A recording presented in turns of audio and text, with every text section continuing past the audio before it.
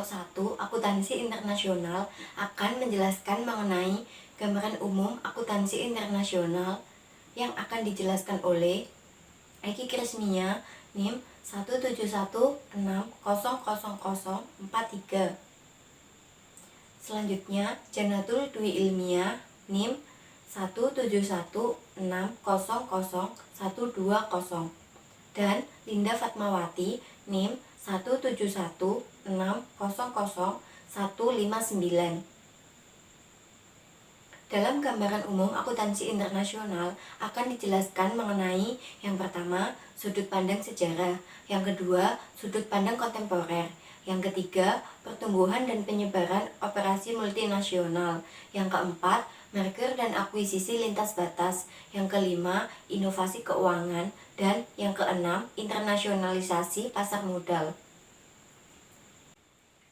Pengertian umum akuntansi internasional adalah akuntansi yang memfokuskan pada masalah-masalah yang berkaitan dengan perusahaan yang menjalankan bisnis internasional, yang mencakup studi tentang standar akuntansi dan praktek akuntansi di seluruh negara di dunia sebagai perbandingannya. Sedangkan menurut Iqbal, Melcher, dan Elmala tahun 1997 halaman 18 mendefinisikan akuntansi internasional sebagai akuntansi untuk transaksi antar negara, perbandingan prinsip-prinsip akuntansi di negara-negara yang berlainan, dan berharmonisasi standar akuntansi di seluruh dunia. Adapun tujuan akuntansi internasional yaitu 1. Mengidentifikasi sejarah perkembangan akuntansi internasional. 2. Memperkenalkan berbagai perbedaan nasional dalam akuntansi di dunia. 3. Meringkas evolusi bisnis sampai zaman modern. Dan 4. Membahas pentingnya dimensi akuntansi dalam bisnis global dan topik-topik penting yang membentuk akuntansi internasional. Adapun manfaat akuntansi internasional yaitu akuntansi harus mengantisipasi kebutuhan masyarakat, dan akuntansi harus mencerminkan kondisi budaya, ekonomi, hukum, sosial, dan politik dalam operasinya. Serta fungsi akuntansi internasional yaitu sebagai pertukaran informasi mengenai akuntansi di beberapa negara untuk mendapatkan informasi guna mendapatkan keputusan dengan melihat perubahan yang terjadi di lingkup internasional. Gambaran umum akuntansi internasional berdasarkan sudut pandang sejarah. Sejarah akuntansi merupakan sejarah internasional. Kronologi berikut ini menunjukkan bahwa akuntansi telah meraih keberhasilan besar dalam kemampuannya untuk diterapkan dari suatu kondisi ke kondisi lainnya. Sementara di pihak lain memungkinkan timbulnya perubahan terus-menerus dalam bidang teori dan praktek di seluruh dunia. Berikut adalah tahapan perkembangan akuntansi. 1.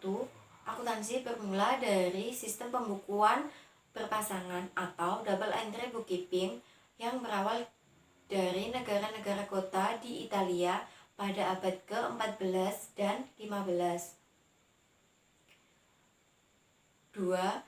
Adanya keinginan pemerintah Italia untuk menemukan cara dalam mengenakan pajak terhadap transaksi komersial. 3. Pembukuan ala Italia digunakan untuk membantu para pedagang zaman Fugger dan kelompok Hanseatic di Jerman.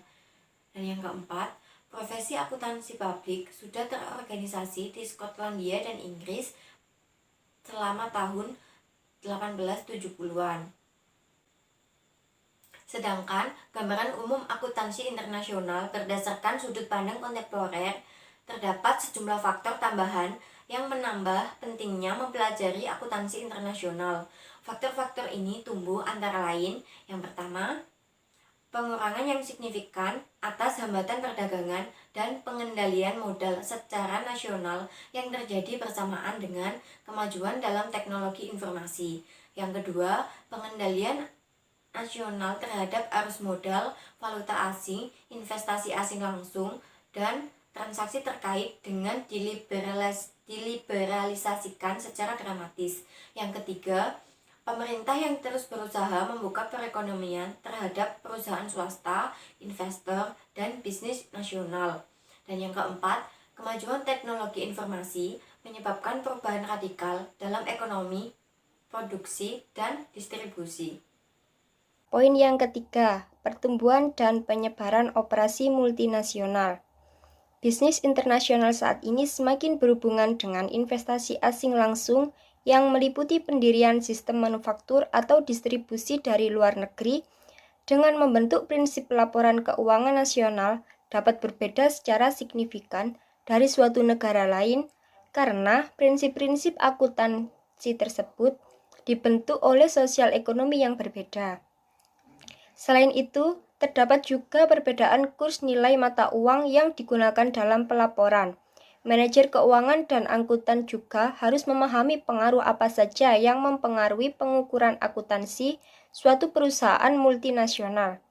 Memahami perubahan yang terjadi, misalnya, nilai tukar atau inflasi merupakan hal yang sangat penting untuk fasilitas yang dimiliki seutuhnya.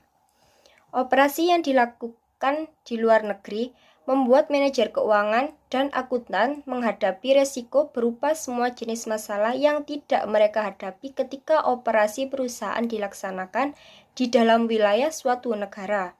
Sementara, jelas adanya bisa negara maju investor asing langsung, ledakan investasi asing langsung mengalir ke negara-negara berkembang sejak awal 1990-an sehingga menunjukkan bahwa MNC semakin menyadari bahwa negara-negara tuan rumah ini menjadi alokasi investasi yang menarik. Selanjutnya, poin yang keempat yaitu merger dan akuisisi lintas batas. Merger adalah penggabungan dua perusahaan yang ukurannya tidak sama dan hanya satu perusahaan yang lebih besar tetap survival, sedang perusahaan yang lebih kecil bergabung ke dalam perusahaan yang besar. Kemudian akuisisi adalah suatu tindakan hukum yang dilakukan oleh suatu perusahaan terhadap pengambil alihan perusahaan lain dengan pengalihan saham kepada perusahaan yang melakukan akuisisi dan menetapkan sebagai pemilik baru. Kemudian faktor perusahaan yang melakukan merger dan akuisisi lintas batas. Yang pertama, globalisasi pasar keuangan. Yang kedua, tekanan pasar dan penurunan permintaan akibat kompetisi internasional. Yang ketiga, mencari peluang pasar baru sejak teknologi ini berkembang cepat. Yang keempat, diversifikasi geografis yang akan dilaksanakan menjelajahi aset di negara-negara lain. Yang kelima, meningkatkan efisiensi perusahaan dalam memproduksi barang dan jasa. Yang keenam, pemenuhan tujuan untuk tumbuh secara menguntungkan. Yang ketujuh, meningkatkan skala produksi. Dan yang kedelapan, berbagai teknologi dan inovasi yang mengurangi biaya. Kemudian, pengaruh lintas batas, merger, dan akuisisi. Yang pertama, penumpukan modal. Yang kedua, penciptaan lapangan pekerjaan dan teknologi penyerahan. Yang kelima, inovasi keuangan. Manajemen risiko telah menjadi istilah begitu populer dalam lingkungan perusahaan dengan deregulasi pasar keuangan dan pengendalian modal yang terus dilakukan. Volatilitas dalam harga komoditas, valuta asing kredit, dan ekuitas menjadi hal yang biasa pada saat ini. Berdasarkan kondisi keuangan saat ini, manajer keuangan perlu menyadari risiko yang mereka hadapi, memutuskan risiko mana yang perlu dilindungi, dan mengevaluasi hasil dari strategi yang diterapkan atau dijalankan. Meskipun kemajuan teknologi memungkinkan pergeseran risiko keuangan ke pihak lain, tetapi beban untuk mengukur risiko antar pihak dapat dialihkan dan sekarang berada di pihak sekelompok besar pelaku pasar yang ada di negara lain. Dan yang keenam, internasional pasar modal. Pasar modal diciptakan pemerintah dengan tujuan perantara antara pihak yang membutuhkan dana dengan pihak yang kelebihan dana. Seiring dengan globalisasi perdagangan internasional pasar modal, suatu negara dapat dual listing dengan bursa saham asing sehingga menjadi integrasi antar pasar modal di dunia.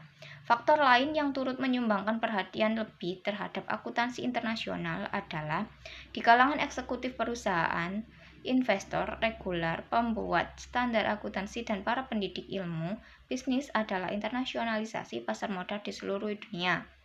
Pasar modal dunia melaporkan perusahaan domestik mencatat sahamnya meningkat di beberapa pasar modal dan menurun di beberapa pasar lainnya yang diantaranya disebabkan oleh merger dan akuisisi berakibat pada penghapusan pencatatan saham yang dilakukan beberapa perusahaan terkait. Sekian presentasi dari kelompok kami. Jika ada kalimat atau kata-kata yang salah mohon dimaafkan. Wassalamualaikum warahmatullahi wabarakatuh.